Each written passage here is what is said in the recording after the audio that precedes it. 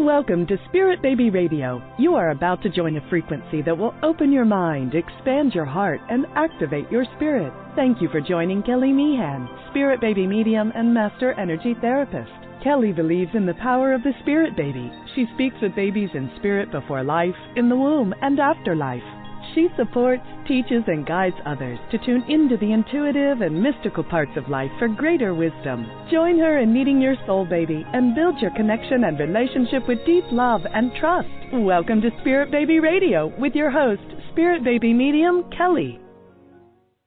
Welcome to episode 79, January 31st, 2020. A healer's journey, cesarean birth to home birth with deep listening and love. How does birth show up for you? What tips towards healing can provide purpose for your birth journey? How can you bring power into your birth? What about baby and her or his connection to their own birth?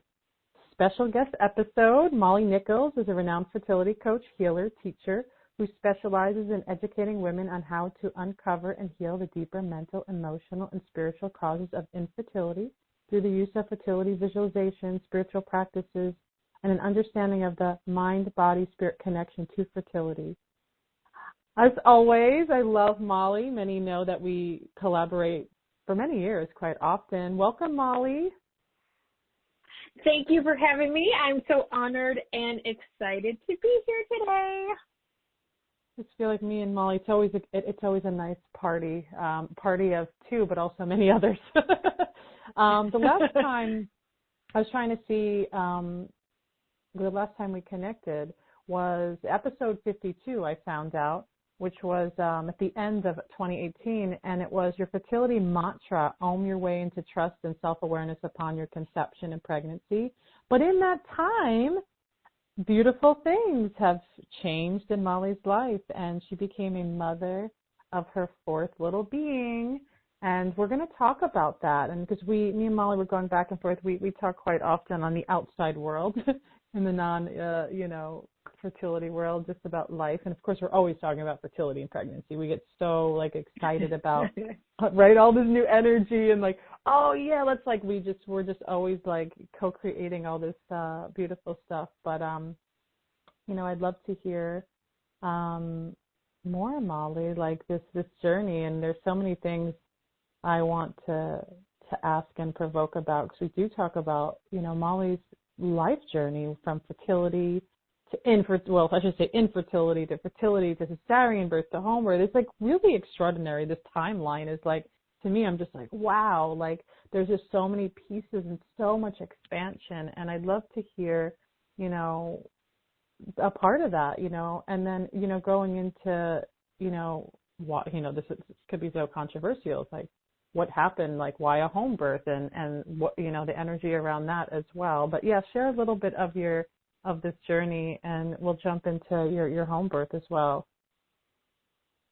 Awesome. Well, yeah, I'm so grateful to be here, Cal, and we always do have so much fun and have such deep and profound conversations. And so I'm just excited to share, because this will be the first time I'm talking about my birth since the beautiful birth of my little Tallulah. So if this is your first time meeting me, so my journey, that it took me 7 years to become pregnant for the first time. And when I did finally become pregnant, it was with twins through IVF. And so when it became time to have my babies, I didn't ask any questions about what the birth was going to be. And I think that happens a lot in the fertility space. It's you're so excited to be pregnant that you don't really look or even think much about the birth piece of it. You kind of think either you'll maybe have a scheduled C-section, or you just show up to the birth when the contraction starts. I know for me, it was just okay, you want me to show up? Tell me when to be there. I want to meet these babies. I'm ready. I set the date, set the time, went in and had a C-section, and that was that. Well, fast forward 2 years later, I began sharing my meditations, visualizations, and this piece that I feel was essential to me finally becoming pregnant, which was all about the mind-body connection and just sharing guided visualizations and doing the mental and emotional work. And through that, I became pregnant again, and this time naturally. And so I had this idea that I wanted to have a home birth. I was like, that had been something that had always been on my heart. It had always been an idea that had been with me. And as we got closer to the birth happening, because I had a C-section before, because it was going to be a VBAC, I had an OB and I had a midwife. But as fate would have it, we got closer to the due date, and I actually started bleeding and had to go in for an emergency C-section.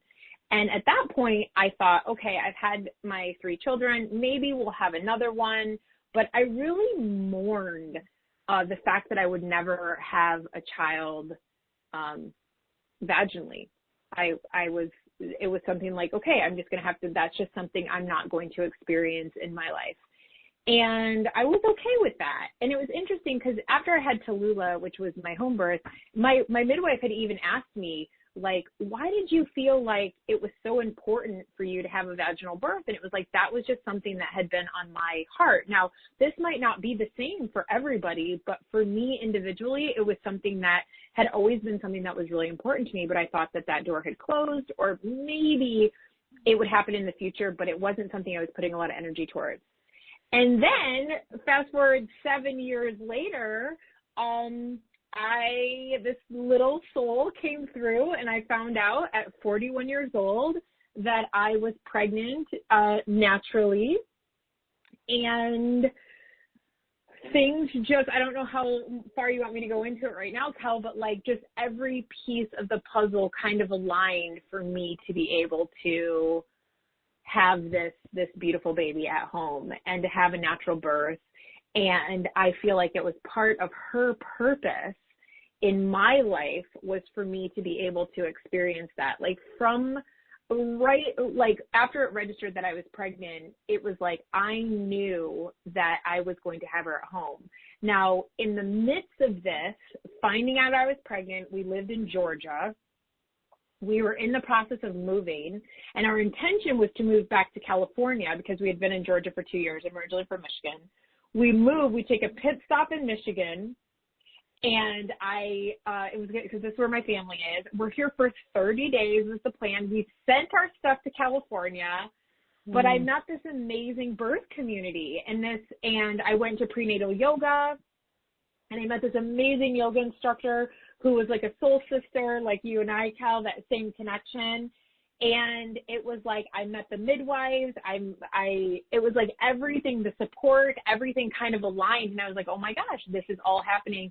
And we ended up staying in Michigan and having the baby in Michigan and moving our family here and getting all our stuff from California to here.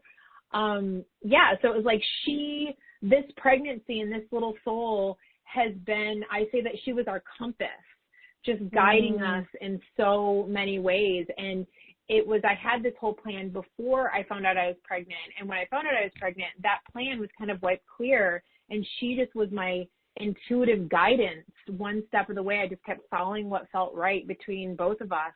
And it ended up in a beautiful home birth. I always, again, it's such really an incredible story from the beginning of that feeling of like, oh, this is never going to happen, right? It's like women feel like, oh, and then, oh, it happened. And that makes sense to be like, whatever the birth, it doesn't even at this point. And then naturally conceive later, a few times. And some women do have infertility after, right? They do have secondary infertility and so much mystery, but so much work, right? And that, just from knowing you, Molly, over the years, I've seen like this inner psychic structure and the spiritual awareness like literally ripping open, right? It's like just breaking away to this other part of just which was waiting for you to be seen and heard, and how you get to now bring that to the masses on many levels. And one thing you said that I do want to go into, and I know this is a big thing, is talking about, you don't know this because you said, well, this is your experience of wanting that vaginal birth. When I started my work before really the baby pre-birth communication stuff, which really was birth healing. So I immersed myself in the birth healing community, and it was very small. Now it's so much bigger, and it's so beautiful because there's so much more community, and women do need community around that. And even internationally, there's other, like UK and Australia, different areas that are creating more of a hub to really look at the trauma that women go through around birth.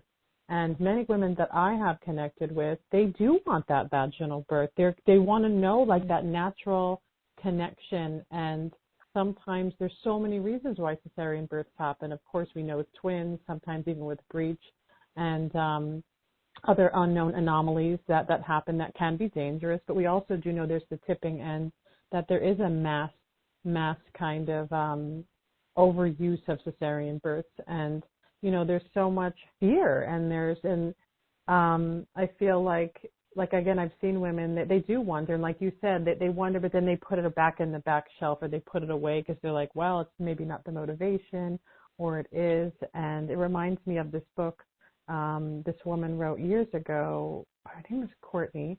The book is it's called Cesarean Homebirth.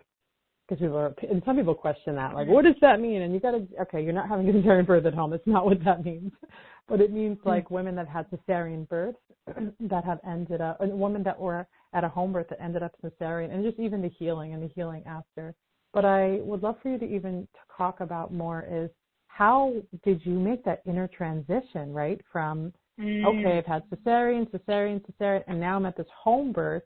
And I know we were interacting a lot, so I know, but I want to get others, like, what is that deeper? What has to be pushed against to get there? Because it's like, well, I'll just go get the cesarean. Like, let me just go do that. Like, why not? So what was the piece there that. Yeah. So such a great question, because to go back to when I initially wanted a home birth with my daughter Tilly, the idea of a home birth was there, but it wasn't grounded. It was, and at the time I lived in California, and I had been through one side, which was the cesarean, which a lot of the OBs were like, you can't have a VBAC, like you have to have another cesarean. And then all the things that they want you to do, if they do approve you for a cesarean, is like, you can't get out of bed. They hook you up to all this, all the contraptions and the bells and whistles. And for that didn't feel good to me either. And then there was the natural side of it, the natural birthing community, who was like, both sides were demonizing the other. Like, it's either all or nothing both ways. And so because I wanted to have a home birth, the medical community seemed very scary to me. They're going to push me into doing this, the cascade of interventions. And it felt so black and white. And it's not. Birth is not black and white. And things can happen in a moment. Things change. And thank God we have the medical community. But I really wanted to connect with my body's innate wisdom, which I knew that it was born to do, which it was born to birth. But I hadn't connected to that. I hadn't done the work to have the birth that I wanted when I was pregnant with my daughter, Tilly. It was not, I would say it was not grounded. So when I looked back after I had my second C-section, I could see that I hadn't done what I taught everyone to do, which is like the foundation of my teaching, is like feel into, see it, visualize it, connect with that which you desire. And I hadn't done that. It felt very outside of myself. So for this birth, it was all about the internal work. Like, I had to really align myself. Things were lining up, but I had to keep coming back to, okay, I'm going to have the baby. What's it going to look like in my house? Where am I going to have the baby? How is that going to feel? What am I afraid of? What am I excited about? And I think we get really afraid to look at our fears, but I had to look at what ultimately are my fears in regards to birth. Is it pain? Is it having another C-section? And for me, my biggest fear when I was looking inward around it was that they would tell me I couldn't do this, like that it wasn't available to me. So I had to do the work to go, no, this is available to me. My body is capable. I can feel it within me. I feel it in my bones. I feel it in my cells. And even getting up to the birth getting close, because, one thing I didn't know is the birth energy is activated within you before you go into labor, weeks before sometimes. Like, you can start feeling like something is changing. And this is deeper than just, they simplify it by saying like you just start nesting and stuff. It's like, yes, you start cleaning and all that sort of stuff. But for me, it was like I could feel something change. I could feel the energy opening. I could feel my invitation to slowing down. So it wasn't about moving quickly. It was all about slowing down and tuning within. Where am I at today? What do I need to do? Do I need to be still? Do I need to be moving forward? Like it became a deep, deep relationship with my body and with my baby. Like we were in it together. So seeing the fears, working through the fears, going, no, this is absolutely available for me. Again, I was born for this. So one of the things that I did in my internal work was really tuned in and envisioned all my cells activating, my cells remembering, my soul remembering that I was born to birth. I was born to birth. Really connecting with, sometimes I would visualize myself in the ocean, like ebbing and flowing with the ocean and the power of the ocean. And when the contractions would come, that I would just be with them. So really embodying birth, embodying labor, where it was becoming a part of my being rather than something that was outside of myself because I had never gone into labor before. So there was a lot of work that had to be done. And while, yes, I do believe that we are born to birth our babies, right? We as women, it's part of our innate wisdom of our bodies. But I feel like there is so much fear that we see on television. There's so much like the screaming woman and this whole idea of fear and fear of birth in general and what it's going to look like and all the scariness, because it is something that will be different for everybody. And it is something that will be, that is so unknown. Every birth is different. Every birth is going to take you on a different journey. And for me, I had to really connect with what it is I desired as well as what I was afraid of, because it was interesting as also like a week and a half before the baby came, my platelets came up low. And this was also right around my guest date or due date. And I felt myself going into a place of I was really done being pregnant. I was tired and I just wanted to have the baby. And I felt myself going, oh, I could just go in for a C-section, right? I could just go for a C-section.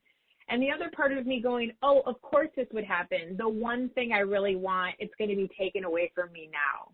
But then I would slow down, and we can easily go down those tracks, right? Even with the fertility journey, of course this would happen. Yep, we make ourselves right, that self-fulfilling prophecy. But I was like, no, I know in my cells, my bones, I'm born to birth this baby at home. I knew she was supposed to come at home.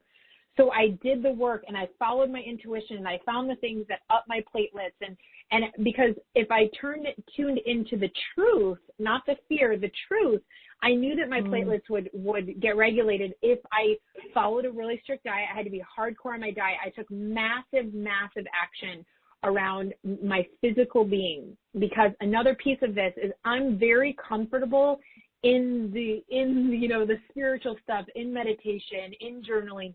But towards the end, I didn't have the capacity to go deep into it. I was very much in my physical body. And this was the first time in my life that the physical with food, nutrition, supplements were non-negotiable for me, because it was my physical body that needed that support more than, I don't know if more, but the first time it was really like in the forefront of my journey. So I did the work, and then I got my blood work taken, and everything had mellowed out, and we were good to go. They had to make a couple adjustments, like I couldn't have the baby in the water, just because if something were to happen, which was fine with me. But I did the work, and I didn't throw my hands in the air at any time, because, and the other thing I want to share really quickly is I could see at that point of being so close to having the baby, so vulnerable, so raw, so open, so ready, I could see where you would want to go in to be induced. You would want to just be done, because you are so done. You just want to meet the baby. So it was like all these things. And my husband, everywhere he went, they were like, she's a week overdue. To like, are you going to be induced? Are you going to be induced? Are you going to be induced? And there's nothing wrong with induction if that's what works for you. But I could see how, like, instead of letting our bodies naturally go into that, their own rhythm of labor, how we want to kind of speed things up because we're just many ways done being pregnant. So I know that was a lot, but. Yeah. Thank you. I want to, there's a few things you said, and I want to go into a little bit of all these little pieces. I know you talk about the work, right? It's like, what's this work? And you kind of did mention those pieces. And I know for myself, we're going to have this like little home birth tea party right over here because I had a home birth with my forest. We got the moon in the forest. And I remember the work was like, it is a very individual going down the spiral of your own really inner psychic space, but emotional space. And, I always feel like it's like unwinding, right? It's like, oh, there's so many different pieces and you still don't know. And there's still fear, right? It's still on the edge of fear. And I think this is important to tell people. It's not like, oh, I'm in this home birth and everything's happy and it's good, it's birth. And even what you talked about, doing the spiritual and connecting that way, it is very physical and it is very earthy and primal. It's like stamping your feet on the ground and pushing being out or letting them slowly find their way out, depending on how your body is kind of set up. But it's very, of course there is that. And there's something about that earthy, earthy, birthy connection that's just there. And you go into it. And I remember we were talking, and I know for myself, when I was in labor and going through the different stages and then even the pushing phase, right? I was like, can it just be a reflex, right? Like a reflex. There's this thing where the baby just kind of comes out. And I was like, oh, that could be my possibility. I was holding that intention. And then I realized that I have a lot of sacral and physical traumas and things. And I was like, oh, no, this baby needs to be pushed. I was like, okay, at least I know that. Because, there was a moment I was like, oh, I could see what this is about. And at the same time, being in that the inner psychic space that is uninterrupted, that's dark, that's with people, that's not a lot of people, it's not a circus act, it's not pulling your attention. I almost feel like in more louder environments or, which is unfortunate, what some women don't know that they can be an advocate for their own birth. And with a doula, I always tell women, especially in a hospital setting, please get a doula, look up doula, research it. It is such an important piece. Again, as your advocate, your spiritual, emotional, physical advocate. And women have been saved on many levels to make sure that their birth plan is intact to an extent, of course, but also not bringing in the energy of fear and emergency, right? This is what we do. And I know we're going to talk about induction too, because that's a big topic me and Molly go back and forth about, is why is everybody being induced all of a sudden? That somehow birth has become dangerous, that our bodies don't know how to do it. And what will our future hold if everybody's being induced? Is this what we're going to create for the next generations? And the home birth community is a small community. In America, is it 1% or 2%? I don't know. I don't have the stats on me. But it is a very small percentage because there's not a lot of education and there's a lot of fear. But one thing you said, and I'm curious, and I don't know if you know this, is do women who have IVF, which is a lot of intervention involved, right, typically do a hospital birth over a home birth? And I'm sure there are some exceptions. I'm sure there are women IVF that do home birth. But what I'm hearing and what I'm seeing is that it's maybe the comfort of intervention and more intervention. Sometimes a little intervention leads to more intervention. It might be. I don't know. Yeah, it might be. But what I feel like it is I can only speak for my experience. And from my experience with IVF is that when you've struggled for a really long time, and I'd be interested, like your listeners, anyone who has been through IVF and you feel this way, it'd be interesting to reach out to Kelly to let her know on Facebook or I'd love Instagram. that. Yeah. But that there weren't any questions around the birth because I just wanted to meet the babies. So whatever they told me to do, I did. I didn't ask any questions. I wasn't informed. I went through pretty much the natural thing, like you show up for the hospital. You show up to the hospital and they give you your tour and maybe do a class or whatever. But it's very industrialized in birth is. And I really, you spoke about a doula. So my husband was essentially my doula. And your if doula. we would have been, My doula, yeah, I love that. That's what He would have, so in my other two births, my husband, like, he wasn't about the home birth. Even when I was trying to have a home birth with Tilly, he was not about it. He wasn't about it at all. This birth, though, he really trusted our team that we had. I mean, I had 3 midwives, and they were very experienced.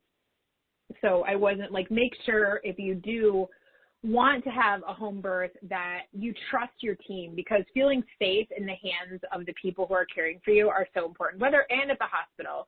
But I will tell you, if I wouldn't have been at home and not being interrupted, as you said, like allowing myself to go into those deeper places, allowing myself to just go through the process, I don't know if the outcome would have been what it was, because I had the luxury of being in my bedroom and laboring and not having to go anywhere, not having anyone. Even when the midwives came, they stayed in the other room. My mom came in because I had the baby overnight, and she was born at 3 o'clock in the morning, and my midwives got there around 11, my mom shortly after. And when my mom came in, she's like, they're just sitting in the other room knitting. Like and I asked them, I said, why didn't you like, you know, check on us or whatever? And she was just like, because your body knew what to do. So you guys, and so it was my husband and I, and there was this massive healing that happened with my husband and I, because he was so present, and he was so just there, and he trusted in my body, and he trusted in the midwives. And there was only one point during the entire birth where I was pushing in the bathroom on the toilet, like when the pushing contractions came, it was like time to push, and he was uncomfortable. And I could feel that he was uncomfortable. We were just talking about this. And in his discomfort, I became uncomfortable. And so I could feel like if there were other people in the room, and I, as a sensitive woman, am managing their energy and working with, like, feeling their energy, that would have impacted my experience. So, like, you have a doula or have someone, because sometimes, like, my husband, if it would have been for our other births, he would not have been the person to support me through that if I would have had a doula. But because of where we were, he was able to do that. And just so you know, our relationship has been a mess over the last year, and this was so healing. So I know that part of her coming through being born was for a healing of our relationship as well. And one other thing, what actually happened is I had false labor, full-on false labor for 2 full days. So anyone that's listening to this and you start to have contractions, like I had contractions for 2 days overnight, they were really bad. And false labor is where you're having full-on contractions, not Braxton Hicks, full-on contractions, but they don't do anything to your cervix. So your cervix is an opening, it's not softening, it really does nothing. It's just preparing, not do nothing, that's not the right thing to say, because it's preparing you for what's to come. So for me, I had contractions for 2 nights overnight, went and got checked. My cervix was still really high. They couldn't even find it. They couldn't even reach it. It was so high. And it was my husband saying to me the second night where I was like, I can't do this. Like, I can't be all overnight, like all night going through this again, knowing that it's not getting me anywhere. And he was like, it is getting you somewhere. And he just said, just take it 1 contraction at a time. It's going to make me cry. And that's what I did. Like, I just took it 1 at a time. And there was so much outside noise of people going, you need to walk that baby out of you. You're like, you need to go, you need to go. And everything inside of me was like, no, you need to be still. Check in with the baby. You need to be still. Check in with the baby. And I would talk to you, and we'd be like, and she kept just saying, be patient, I'm coming. Be patient, I'm coming. And so I didn't feel like I had to force her out. It was like, it was all about connection. And that ultimately of when I finally, things did kick in, it was tuning inward. It was connecting even more, meditating, connecting with my husband more energetically, like these little things that I was doing. But so much of it can just, like, because we want the baby to come, we go into disconnection. I got to keep moving. And for some people that might be right. I know, Kelly, you said you just bounced on that ball, like we're on the ball. Oh my gosh. But for me, it was about stillness and not moving. Or when I did, I stood, and I stood for hours when I finally really kicked in, labor really kicked in. But it was that there are so many different things that are in play in that birth energy that if you're present to them and if you slow down and you're aware of them or you ask about them, you're inquisitive and curious throughout the process, it truly can be a deeply magical process, even if you're not having your baby at home. But for me, I mean, I got to experience, you know, the beauty of all this at home. But if I would have had to go to the hospital, I'm not sure it would have ended the same way, just with so many people in it. And plus, what your history, they look at your history and they make a very harsh judgment. They would have put me in bed. Yeah. They would have put me in a bed and told me I had to stay there. Yeah, they would have, and I wouldn't have been able to move. Because they're very scared of uterine ruptures, which are extremely rare, by the way. They're extremely rare, and the thing that usually causes the uterine rupture is introduction of Pitocin. So my body, with a VBAC, if you're considering a VBAC, and we took precautions. Like I had a lot of ultrasound to check the scars. We were on top of my blood work, like everything. Like I had very diligent midwives, but I lost my train of thought there for a second. Oh, about the rupture. So with the ruptures, you look at hospital birth with a VBAC, it's because a lot of times they will introduce Pitocin, because once you hit the hospital, you're on a clock. They expect your body to do certain things or advance in a certain timeline.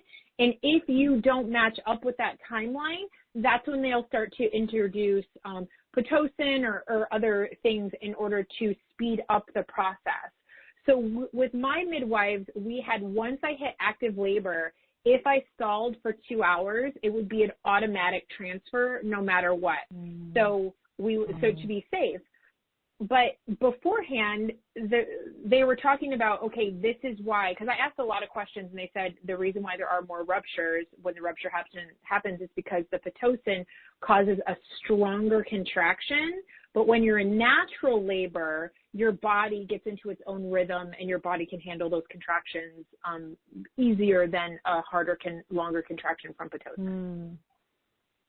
Little side note. Yeah, that's really insightful, helpful. I know that, this is probably many, many years ago, the American College of Obstetricians and Gynecologists, also known as ACOG, made an announcement to really change the policy in hospitals that women in our century and time actually labor longer than before.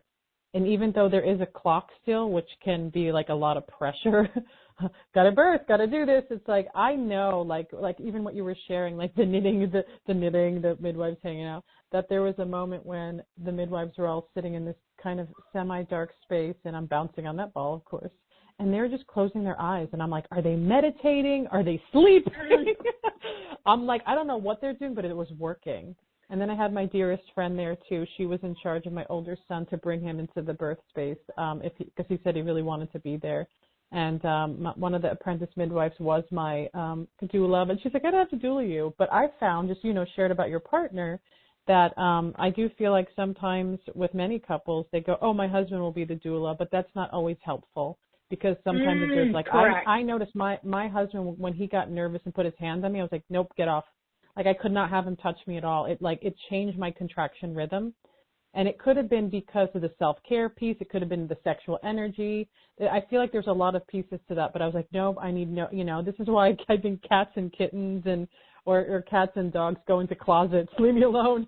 And then they have their puppies or kittens. It's like, just for me, it was like, don't touch me in the movement, where you were like, I need the stillness. And this is following the rhythm of our own birth body, spirit. Yes, and right? This is the part that's so beautiful, and this is why I'm so glad the power of this conversation is that where for you it was very different. You had different support with you that worked for you. For me, I couldn't have anyone but my husband, and he had to have his hands on me. He couldn't leave the room because I was having contractions in my lower back. So every contraction, we got into a rhythm, the contraction would come. He would hold me. He was telling me, okay, like even his direction and everything was very loving, and we were laughing through, like, you know, he would say, good girl. And I'm like, I'm not a girl, I'm a woman, you know? So we were in our own rhythm, but that worked for us. Yeah. And I think that if your husband or your partner is fearful of birth, it's really great to have a doula, because the doula is there to support him and you, or your partner, like if you're in a same-sex relationship, to support your partner and you, because if you are as sensitive, or I'm sure that you are, some empathic, if you're listening to this, that if you start to feel, this is why I personally couldn't have a doula. I chose not to have a doula because I had 3 midwives, was because I felt like I would be responsible for her. And then I would be more worried about her than I was myself. And because my husband really trusted our team, it was like he was able to be there for me. And I also think it had to do with the fact that we were in labor, early labor or not even early labor, false labor for a couple of days. So we were already in this rhythm of these contractions coming. So he wasn't afraid. He just felt, he said, I was asking him before we started, I was like, well, is there anything you want me to share about the birth? And he said, I just feel like I felt so close to you during that time. And I'm telling you, we had a tough year throughout the pregnancy, moving, everything. And he was just like, I felt so close to you. And I, like, where you're telling your husband not to touch you, I was like, he couldn't leave the room. Yeah. I know, it's amazing. No, it's just good to share. Like, there's not like, oh, well, it's my way or this way. But I think it's even more. Whatever way works. And even what you're saying, like, you know, birth, in the birth community, that, again, I'm like a birth advocate junkie for years, and being with all these midwives and doulas, and, you know, they made comments about, now my thoughts just slipped a little bit. It was, about the partner, like, that birth is an intimate sexual experience, right? So I could see that's what, when you were talking about that, that's what it felt like, because it is. You know, no one wants to think that. No one wants to, oh gosh, let's see. But literally the baby is coming out of your vagina, which is full of nerves, full of sexuality, even though you may not have that orgasmic birth, but there's also pain involved in that. But I can see how that would be, how that could be an intimate experience and a connection, and how in a home environment, you know, it's probably, you know, there's a different level of getting that, because I wonder, you know, and I can't speak for hospital environments, can you, you know, somehow create that intimacy with the nurse, the other nurse, all these people in this kind of sexual energy, because it's there. And, you know, not that sexual energy has to be shamed or hidden either. That's a whole other piece. That's probably a whole other podcast. Because the thing that comes up is that when you're talking about, like, it being like the sexual energy, that we think that we can label as a society that is bad, or, like you said, shameful, when it's an electric energy. And it's also like your partner, or like, but as just to be clear, he would not have been able to do that for my other 2 births. It was where we were here and right now in our lives that allowed him. Like, if you could have seen his face 7 years ago when I gave birth to Tilly and had the C-section, I saw him sitting across from me, like, just irritated that I'm even freaking out that I have to have a C-section. Like, it was a different person. Like, he was different in showing up. But there was, like, you think about this deep connection where, and this was the best one of the best pieces of advice that I received from my yoga instructor who does prenatal yoga, but she also did a little birth class for us. But she was like, this is the one time in your entire life where you are in your absolute feminine energy. You are you are embodying complete feminine energy, and he will need to embody his full masculine energy in order to support that feminine essence. And that was what we did. We played those 2 roles, and they synergized perfectly together. I allowed him to hold me. I allowed him to hold me and to see me in my most vulnerable, which is like standing at a dresser for 7 hours, not being able to sit down with like no pants on as I labored. You know, I couldn't sit down. My one worry was that labor would stall. So if my contraction would take a little bit longer, I'd stand up. So I stood for hours, and he was right there with me, holding me and supporting me throughout it. And for me, and I know a lot of your clients and a lot of the women I work with, we're very comfortable in that masculine energy, in the doing and the going. But this was the thing of just, can I be and allow him to see me and allow him to hold me and care for me in a way that he had never before, and that I had never allowed him to before. So that was the best, one of the best pieces of advice that I got was, be in your feminine and allow him to be in his masculine. And to know that that's so safe.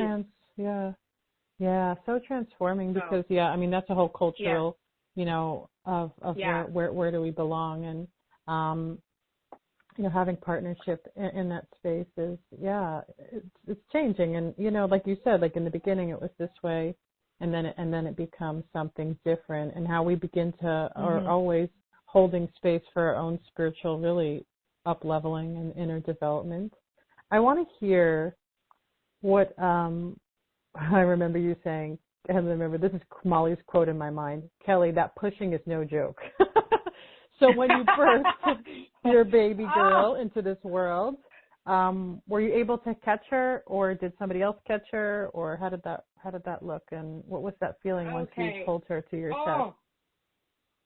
So, oh my gosh, as I relive it in this moment. So the way that I would describe it, I wasn't really prepared for the pushing, to be totally transparent with you.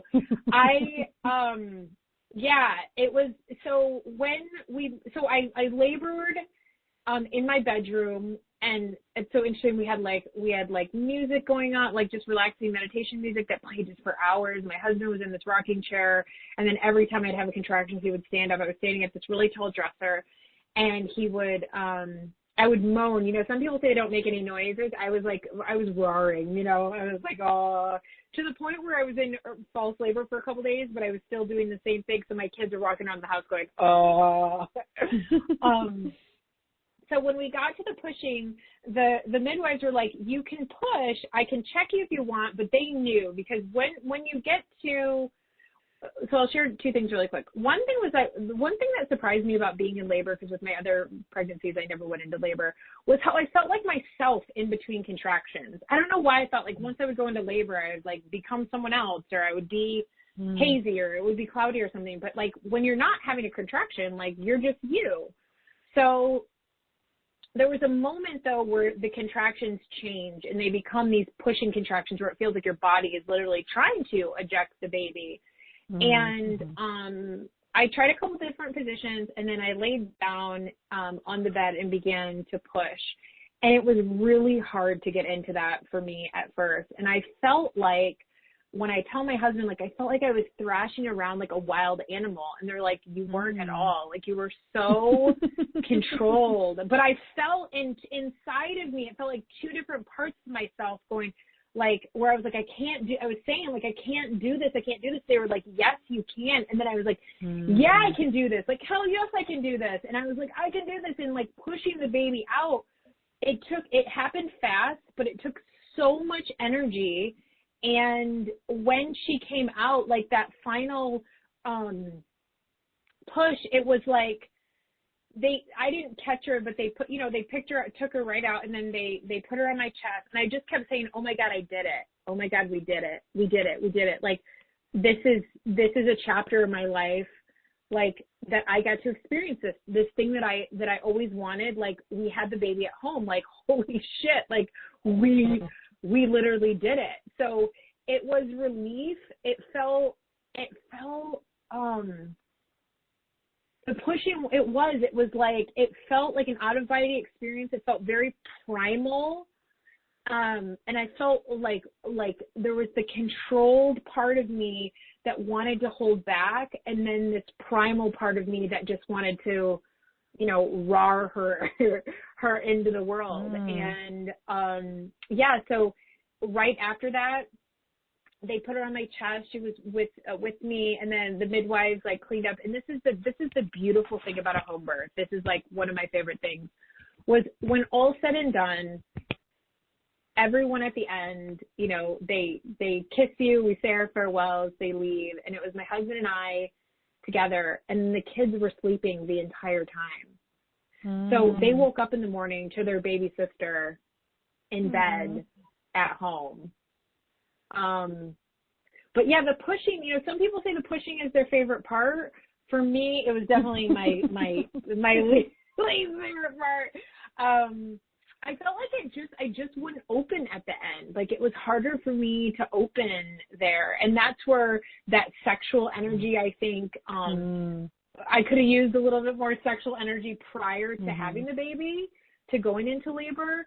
But that one of the things that, if I look back, that I would have done differently is I would have done more energy opening, like visualizing opening. Because I did, like, one of my mantras was like, I open, like breathing into just that space opening, like all my lower, not only my vagina, but like energetically, everything opening, the energy. Because it's more than just the physical, it's the energetics of it as well. Yeah, because the need to clench back out of fear, yes, right? It's like, oh yeah, it pulls it back and then it tightens, and then you're playing with the emotional space. You're just making me remember when I was just so overwhelmed with my birth and not sure, because I didn't have a very good first birth, and it felt very traumatizing. So I'm like, how am I going to step in and birth another being in this way without feeling like, and I remember I was like, okay, Molly, like, give me the visualizations, like, I could do this, like, you know, and I remember getting into labor and birth wasn't that many hours for me, and I remember feeling like you said that you lose a connection to time, where I was like, was I like pushing for 2 hours? And the midwife looks at me and goes, no, it was like 20 minutes. And I'm like, really? Are you sure? And I had that moaning, like I was surprised. And the really great thing I got to do was I said, somebody get their phone and get me video, because I want to see what a baby looks like coming out of my body. It was a little, you know, shaky at first, but I saw it and I'm moaning, and it looked kind of beautiful, like this moan. It was just lovely almost. It was weird. I was like, is that me? Was I making that noise? And then when he came out, you could see in my face, I was smiling. You know, it's like the release. And then he's there and he's crying and he's a little cuteness, and nobody's trying to wash him because he has all that good vernix on him that's very immune building. And they just throw a towel. This was funny, I thought. They couldn't find the towels I had set up, so they literally grabbed dish rags. They were clean, but I'm going, great, my baby's first life. I have him in a dish rag. Okay, that's what's going to be. And I have this picture of him in a dish rag. And then that, you know, was the interesting thing, which I haven't really shared much about, but in the video, when it does move upward, you see all these, like, little things in the background. Like, it's like, what is that? If you really, it almost looks like lights, like little spirits, like floating around. I feel like they're like, okay, we're done. But I also want to hear, you know, this is the hard piece. Like, sometimes there is spirit communication in early labor, and sometimes it's in the middle, and sometimes it's, you know, at the end it's not, because you're like, oh, like this is where you become telepathic, I feel, is when we start using that intuition and telepathy, that now you're seeing the baby in their solid body and their spirit's still there. Because many people do tell me that have come and seen me even years later, that was my baby. Like, that's their personality. That's who they are in this earth body. Did you have any, you know, experiences that you can recall that were connected to any of those times of communication? Yeah, I actually had communication with her just the other day, where she was like in yoga telling me that, you know, I need my focus to be on her. But prior to the birth, yeah, you know, it was interesting because as I was sharing, I really like journaling is really, I'm always telling people to journal and to spend time in quiet, and towards the last, I'd say, month to 6 weeks before the baby was born, I couldn't do any of that. Like, I couldn't connect. Like, I couldn't go to those deep places within me. I was very much just grounded in my body and, like, in the, like, it felt like just really present, but like in a physical way is the way that I would articulate it. But she was right there. So while I wanted to go inward to like think about my business and like just explore my inner stuff like I always do, it was like, nope, I couldn't do it. I couldn't access that part of myself, which I thought was really fascinating, which I did a little kicking and screaming around. And then as we got closer to the birth and I was getting closer to my due date, or my guest date, I feel like we were in constant communication with each other. Like she kept saying over and over and over again, like, just be patient. Like, I'm coming. And I was talking to Kelly, like, oh my gosh, when is she going to come? Because I felt the birth energy prior. What's really funny, I have to share if it's okay. So Kelly had a dream about me, that I had birthed a baby at home, everything was fine, and then I was just showing her that I was literally showed her my vagina in the dream. That's right. I forgot about that. Yeah. And then I just had a little owie down there, which is interesting because I had like a small episiotomy for the baby to come out. So I thought that was, Kelly had this dream about me, but we were in constant communication about, is this going to happen? Like, am I going to have the baby at home? Because as the days started to go by, but I kept hearing from her. It was so clear. Just be patient. I'm coming. Just be patient. I'm coming. And so right before, the day before, or even the day of, I think it was the day the baby came, I had my second full night of contractions all night long. And I was just taking time to really, like, I talked to my midwives and they were like, go for a long hike at this place. It's like, long hike, I can barely walk for like 5 minutes without having a full blown contraction. And so my husband and I decided we were going to go out to breakfast. We went out to breakfast and went to Michael's, like, get some art supplies for the kids in case the baby came and they'd have some things to do. And then I came home and I was just journaling. I was like, what is it that you need to come? Like, what is it that you're waiting for? And the insight that I got is connection between me and my husband. And it was very clear. And so that day I sat down and I really tuned inward and I connected with my heart. And I was like, what is this that's on my heart in regards to my husband? Because we had some stuff, different stuff happened in our relationship, as I've shared a couple times in this conversation. It had been pretty rocky. And I just envisioned it felt like goo on my heart. It felt like there was all this goo, heaviness on my heart. And I envisioned it coming out of my heart and out of my body and transmuting into like a billion pieces of love and just shattering. And I expanded my energy outward and just really connected, sent my energy from my heart to his heart. And just for those last couple hours before I went into full-on active labor, I was just asking that energy to leave, that I may be in this birth space in a clear space. And so then I talked to Kelly and we did a meditation together. Remember, we did a meditation.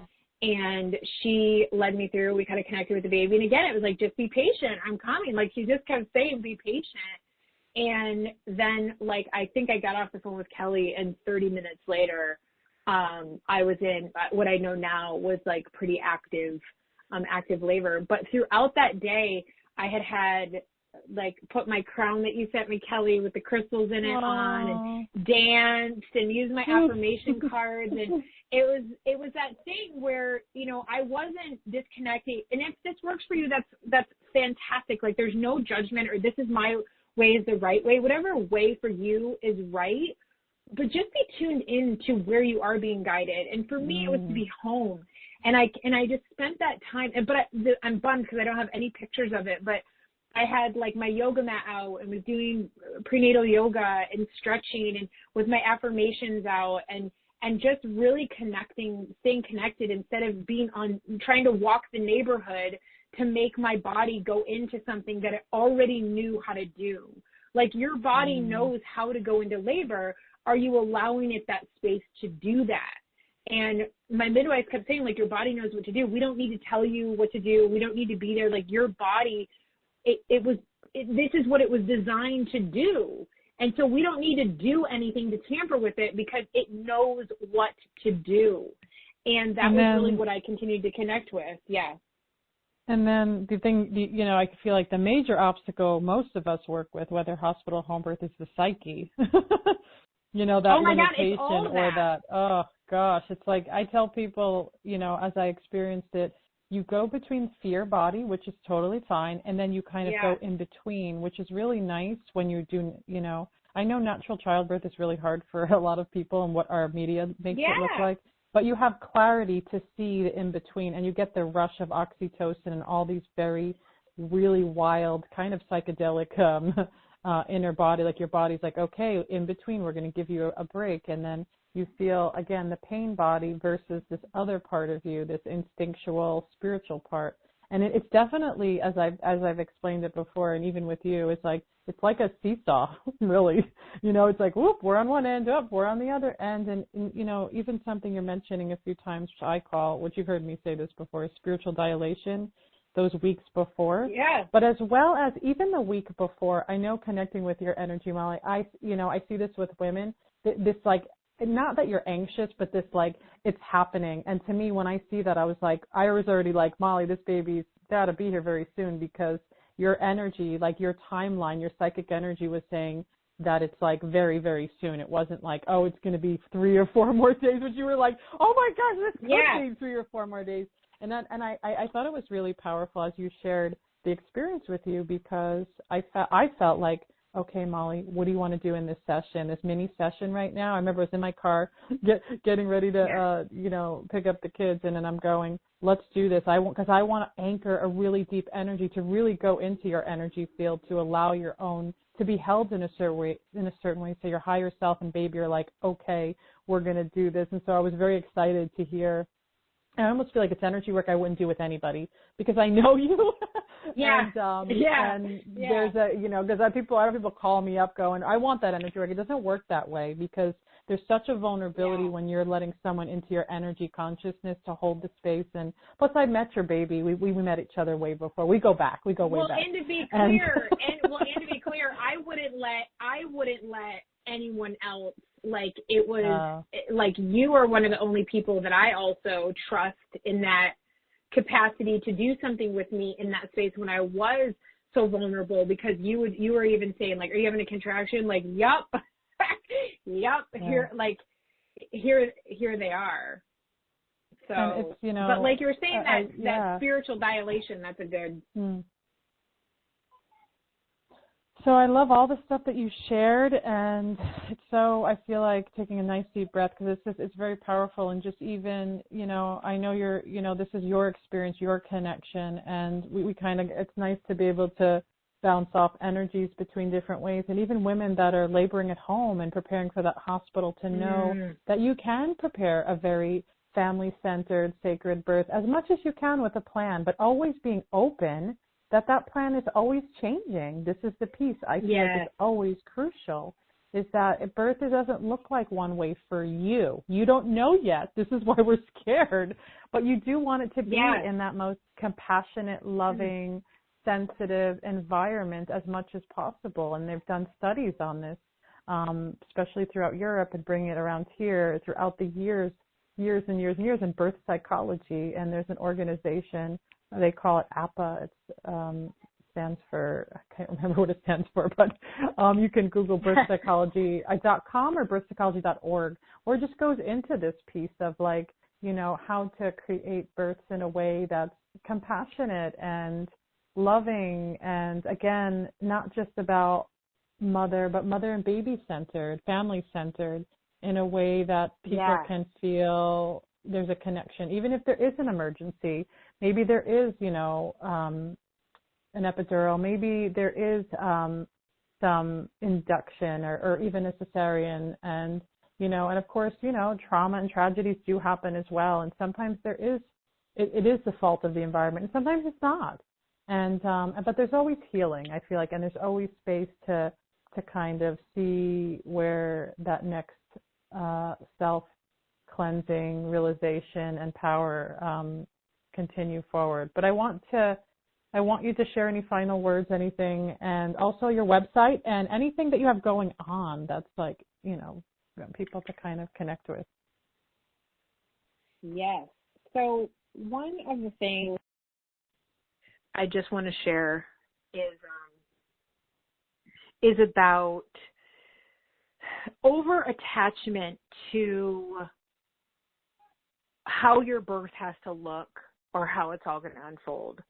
One of the things I went into my midwife's office when I first met them was like, here's the deal. This is how I want to feel throughout birth.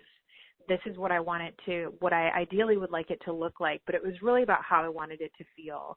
And I didn't have a lot of like, it has to be this way or it has to be that way.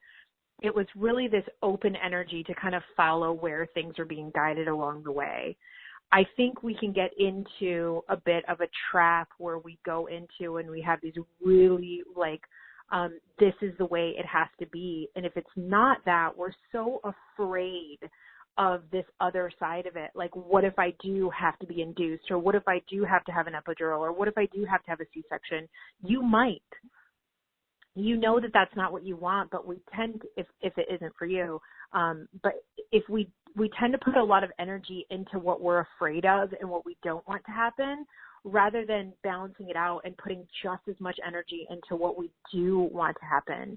So it is okay if there's fear there. It is okay to say that I want a natural birth or I want to have a home birth, but also to be following your gut and your intuition along the way. When I was preparing to have the baby, I was talking to my midwife, and she was sharing a story where there was a woman who, wanted to have a home birth, but it just didn't work for her because of the medical reasons. And that might be the case for you, that you might have to have another C-section or you might have to have certain interventions, but that doesn't mean that you don't get to have a beautiful birth in that you can't seek out, they have gentle cesareans now, or asking for what you want. And so be an advocate for yourself, be informed, inform yourself, do your research. If you are a woman on your fertility journey, I know you've done a ton of research around becoming pregnant. Do just as much research and become just as informed in birth and in postpartum. This is the other thing, Cal, that I'll share really quick. One thing I wasn't as prepared for this time was how to care for myself postpartum. I assumed because I had a home birth, my postpartum journey would be easier because I would be home, and now I had a vaginal birth. And wasn't it supposed to be giving me all this oxytocin, and I was supposed to have all this goodness? Wouldn't I feel amazing, or it would be all, rainbows and butterflies because I had this home birth, I had this vaginal birth? And it wasn't, because I had assumed that everything, that I would bounce back faster, and I'd made all these assumptions.